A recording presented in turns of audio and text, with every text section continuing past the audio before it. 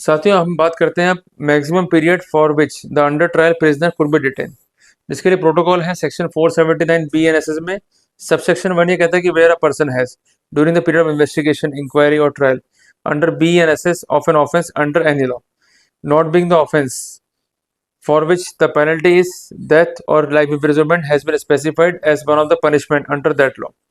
अगर वो अंडरगोन हो गया है detention for a period extending up to 1/2 of the maximum period of imprisonment specified for that offence under that law, उसको जो है बेल पे रिहा करना पड़ेगा। तो मोटी मोटी बात क्या है कि किसी केस के कॉन्टेक्स्ट में इन्वेस्टिगेशन, इंक्वायरी और ट्रायल है एज पर BNSS।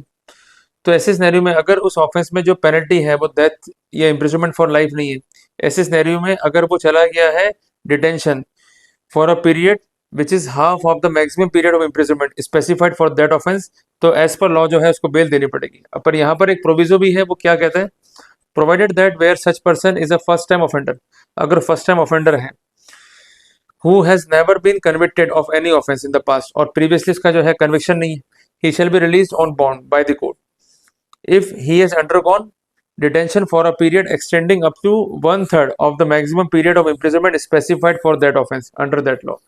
तो कुल मिलाकर के जो पार्ट 1 है वो बात करता है half of the maximum period of imprisonment की, और सेकंड पार्ट जो है ये बात करता है 1/3 की।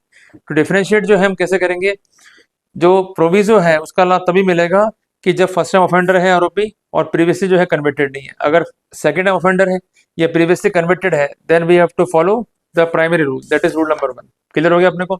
अब इसमें एक प्रोविजन और भी है, provided further that the court में after hearing the public prosecutor and for the reasons to be recorded in writing order करेगा continue detention of such person for a period longer than 1/2 of the specified period और release him on the bail instead of his bond.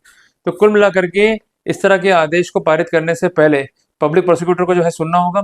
Order जब भी court पास करेगा तो वो reasons को जो है रिकॉर्ड करेगा, और इस आदेश के तहत कोर्ट रिफ्यूज भी कर सकता है कंसेंट बेल को और ग्रांट भी कर सकता है कंसेंट बेल को। ये डिपेंड करेगा फैक्ट्स पे और सर्कमस्टेंसेस पे, जैसी भी स्थिति है कोर्ट को रीजंस जो है लिखने पड़ेंगे।